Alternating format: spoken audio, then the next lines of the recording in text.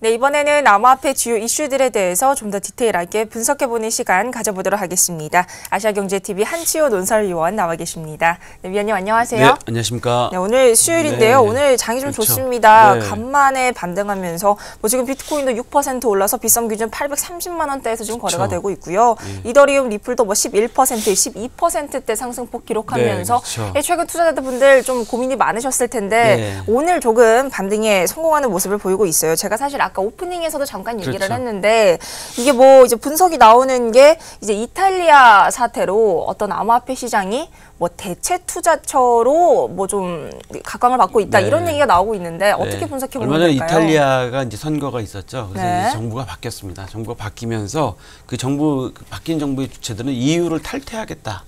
이런 이야기를 현재 주장하고 있어요. 그러다 보니까 EU 전체에 이제 위기설이 등장을 하게 됐죠. 현재 영국도 EU 탈퇴하겠다 해서 브렉시트를 이미 선언해서 협상 중인 상태고요. 그런 상태다 보니까 다른 투자자들께서는 EU 시장이 아무래도 불안하고 이탈리아 시장도 불안하게 되니까 대체 투자처를 찾게 되다 보니까 이제 우리 암호화폐 시장으로 이제 좀 일부 많이 옮기고 있다. 하게 돼 있는 거 있고요. 세계 금융시장이 또 확장하게 되면서 암호화폐도 거기에 대한 영향을 받는 것 같은데 어제 뉴스에서도 말씀드렸지만 자국의 화폐 가치가 떨어지는 나라에서 비트코인 거래가 확 늘었다고 뉴스 제가 말씀드렸잖아요. 그런 거와 마찬가지로 이탈리아 시장의 이런 또 다른 행보, 또 자국의 화폐 가치가 어떻게 될지 모르는 불안 심리, 경제에 대한 불안 심리 때문에 다시 또 암호화폐 시장으로 일부 투자자들이 또 돌아오게 되면서 아마 그런저런 영향으로 인해서 이제 현재 암호화폐 시세가 좀 약간 상승세를 좀 다시 타고 있는 건데 들어오고 방금 전에 또 뉴스가 한 가지 나왔죠. 뭐냐면 우리나라 대법원에서 얼마 전에 비트코인을 범죄 자산이라서 이게 몰수가 되느냐 안 되느냐라는 걸 이야기했었는데 1심에서는 몰수가 안 됐어요. 근데 2심에서는 이제 몰수가 된다. 그러니까 자산으로 인정해 줬는데 다는데 오늘 최종적으로 이제 대법원 판결이 나왔는데 자산으로 인정이 돼서 범죄 수익이니까 몰수를 해야 된다 이렇게 나왔습니다. 이렇게 되다 보니까 아무래도 이런 여러 가지 영향들이 투자하시는 분들이 이제 대법원에서도 자산으로 인정을 한 상태이기 때문에 이거 자산으로서의 가치도 있다라고 보이기 때문에 아무래도 다른 분들도 마찬가지로 또 많이 몰리는 것 같습니다. 이 대법원에서 이렇게 자산으로 인정을 해주면은 저희가 6월에 어떤 정부 지침에도 영향을 미치겠어요?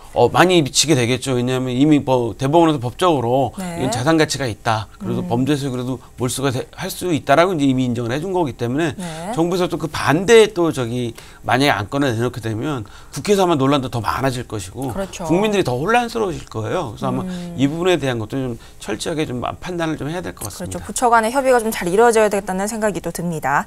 자, 이렇게 시세가 이렇게 좀 기분 좋게 반등을 하고 있는 와중에도 또 안 좋은 소식들도 많이 들어가 있어요.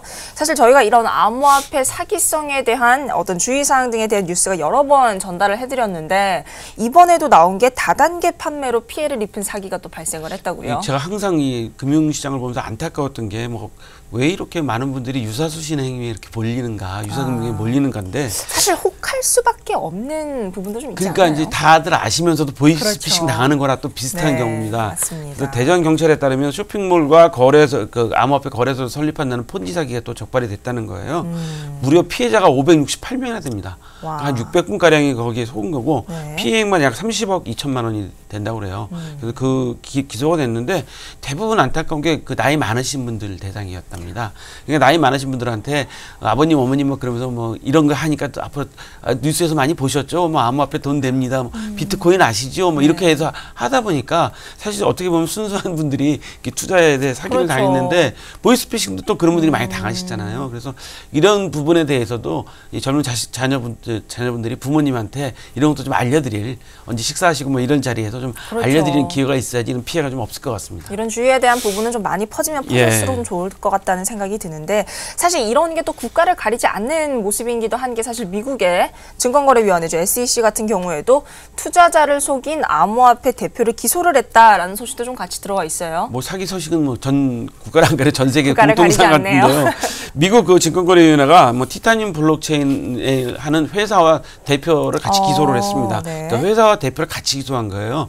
대표만 기소한 게 아니라 회사만 기소한 게 아니라 같이 기소를 하면서 같이 책임을 지라는 건데 ICO 할 당시에 사기를 혐의가 이제 발견됐다는 거죠. 자기들이 페이팔이나 뭐 디즈니와 뭐 현재 연관이 있다라는 식으로 이제 사람들한테 이제 설명을 했다는 거죠. 그러니까 ICO 보고서에 백서에 막 그런 얘기 한번 들어갔던 것 같아요.